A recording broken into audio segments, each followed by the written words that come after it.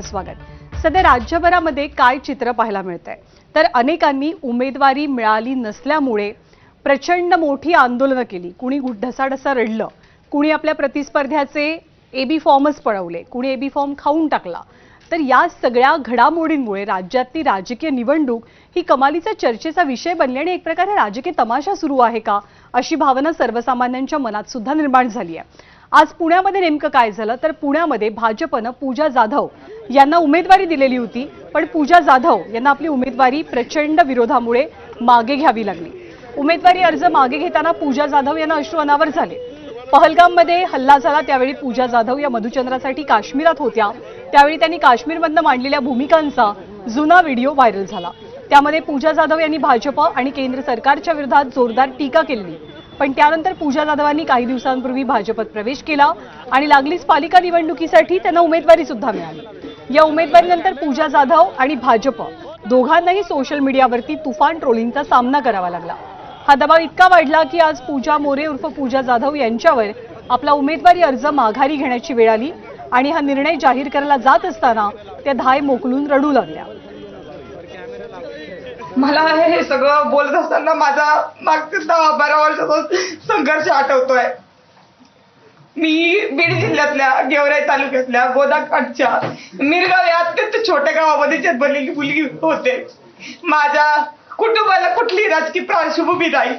माझ्या वयामधल्या सगळ्याच मुली असतील ज्या वयामध्ये नटत फुटत असतात, त्या वयामध्ये मी हे सगळं बाजूला ठेवलं। सकाळी एकदा आयुष्यामध्ये आरशात पाहिलं की दुसऱ्या दिवशीपर्यंत मी आरशात सुद्धा पाहायचे नाही। पण शेतकऱ्यांसाठी मी माझं आयुष्य झोकून दिलं आणि ऐन तारुण्यामध्ये 5 गुन्हे माझ्यावर अंगावर दाखल झाले। या माझा संघर्ष 2 व्हीलर पासून इथपर्यंत तुम्ही पाहिलाय, हिचा संघर्ष बाकी महाराष्ट्रातल्या मीडियाने पाहिलाय। परंतु हे तो असं होत असताना आम्ही प्रत्येक जण प्रत्येक भूमिकेशी प्रामाणिक राहिलो आणि सोशल मीडियाचा बळी जो असतो तो बळी आज माझी पत्नी ठरलेली आहे। ते कसं तर त्याचे व्हिडिओज मी तुम्हाला देऊ शकतो।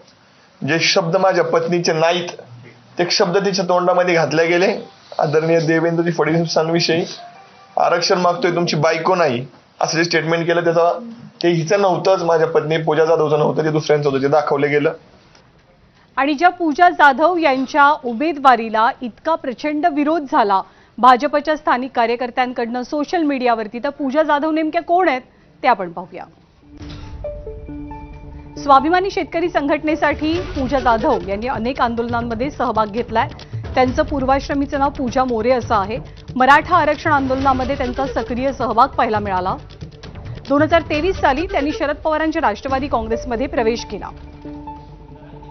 तर विधानसभेसाठी माजी खासदार संभाजीराजे छत्रपतींच्या स्वराज पक्षातर्फे त्या उमेदवार होत्या। राहुल गांधींच्या भारत जोडो यात्रेत त्यांनी सहभाग घेतलेला आणि जेव्हा पहलगामचा हल्ला झाला तेव्हा या हल्ल्यावरनं त्यांनी भाजपवर तुफान टीका केली होती। संभाजी छत्रपतींचे शिलेदार धनंजय जाधव यांच्याशी त्यांचा विवाह झालेला आहे आणि काही दिवसांपूर्वी भाजपत प्रवेश करून त्यांनी पुणे महानगरपालिकेसाठी भाजपकडनं उमेदवारी मिळवलेली।